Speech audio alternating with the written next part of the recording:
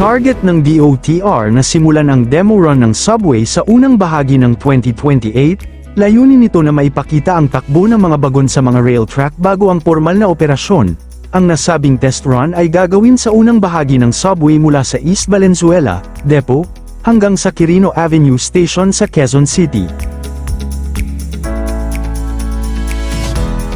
At bago natin ituloy, kung ikaw ay bago pa lang sa aking YouTube channel ay huwag kalimutan mag-subscribe at e-click na rin ang bell icon para lagi kang updated sa mga bago kong upload video. Target ng Department of Transportation, DOTR na magsagawa ng demo run ng Metro Manila Subway sa unang quarter ng 2028 bilang bahagi ng patuloy na pagsisikap na kumpletuhin ang unang underground railway system ng bansa. Sinabi ni DOTR Acting Secretary na sasaklawin ng demo run ang inisyal na segment ng subway sa Hilagang Metro Manila mula East Valenzuela hanggang Quirino Avenue. Nagsimula ang Metro Manila Subway Project, MMSP, noong 2019, pagkatapos, ang MMSP ay magkakaroon ng kabuuang 17 istasyon at 30.34 ektaryang depot kung saan matatagpuan ang Philippine Railway Institute.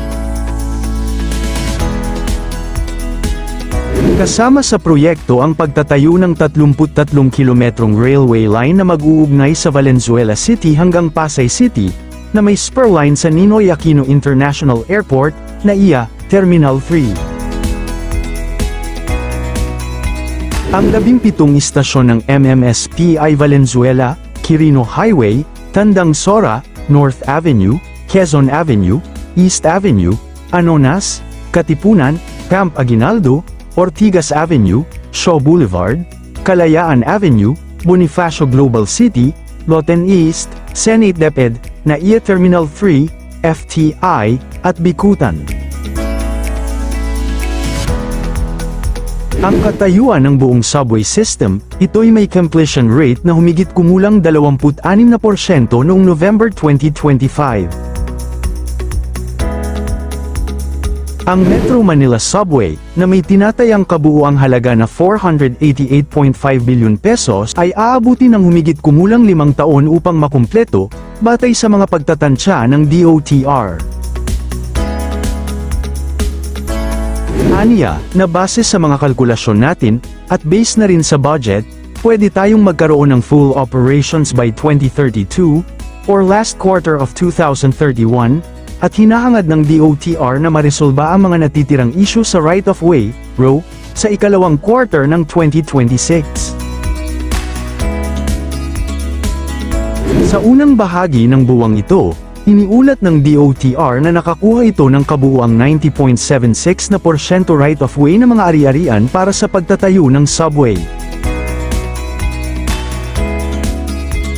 Ang MMSP ay inaasahang magkakaugnay sa iba pang sistema ng railway, ang Light Rail Transit Line 1, ang Metro Rail Transit Line 3, at ang Metro Rail Transit Line 7, sa pamamagitan ng Common Station, ang Light Rail Transit Line 2 sa Anonas Station, at isang pisikal na pagtakbo sa North-South Commuter Railway Extension sa FTI at Bikutan Stations.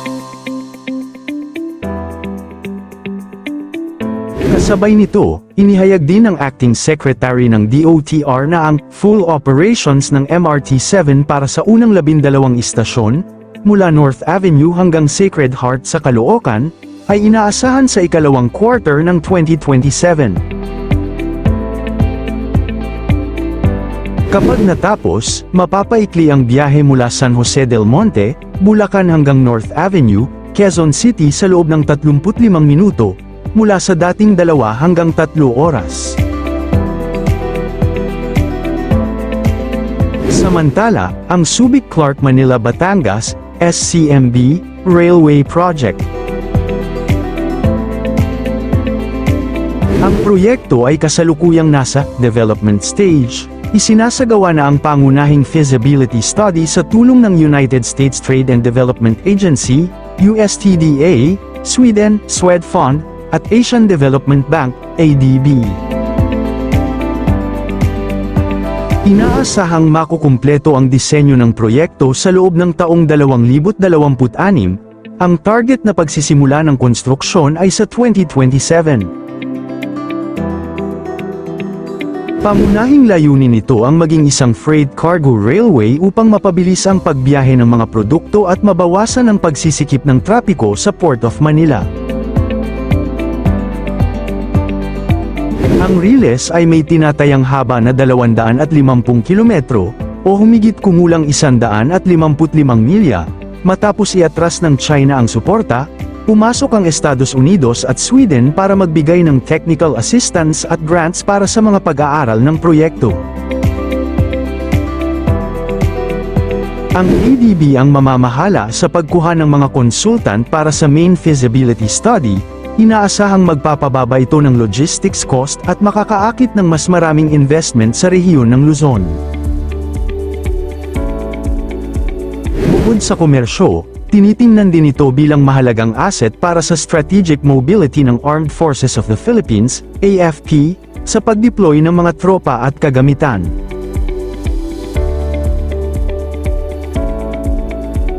Samantala, kasalukuyang sumasailalim sa masusing pag-aaral ang proyekto upang matukoy ang dami ng magiging pasahero, ridership study, at ang pinakaangkop na disenyo para sa underground railway ng Cebu. Layo nitong maibsan ang matinding trapiko sa Metro Cebu dahil sa makitid na mga kalsada kung saan mahirap magtayo ng mga elevated o nakataas na riles. Ang subway ay inaasahang magkakaroon ng haba na 60 hanggang 67.5 kilometro, pagdudugtungin nito ang hilaga at timog na bahagi ng probinsya, partikular na ang Danau City hanggang Carcar City. Tatawid sa Danau City, Liloan, Consolacion, Mandaue City, Cebu City, Talisay City, City of Naga, San Fernando, at Carcar City. Nakaplano para sa Talisay City, Cebu City, Mandaue City, at Lapu-Lapu City. May mga diskusyon na maaaring pondohan ito sa pamamagitan ng Public-Private Partnership, PPP, o sariling pondo ng lokal na pamahalaan nang hindi na umaasa sa pambansang budget. Ito ang magiging kauna-unahang underground railway system sa labas ng Metro Manila kung sakaling matuloy, at bahagi ng mas malawak na Metro Cebu Urban Transport Master Plan.